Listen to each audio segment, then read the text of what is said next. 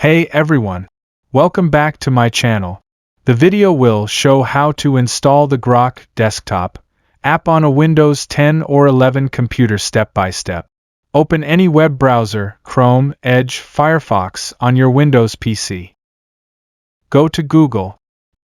Type Grok in the search bar. And press Enter to find the official website. Look for the official Grok website in the search results, typically near the top.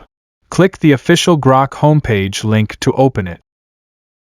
On the site, find the three-dot menu icon, usually at the top right, and click it. Scroll the menu and click on the Install Grok or similar install option when you see it. Once installation completes, the Grok app will be installed on your Windows device and ready to use. The creator asks users to like and subscribe if the fix helped.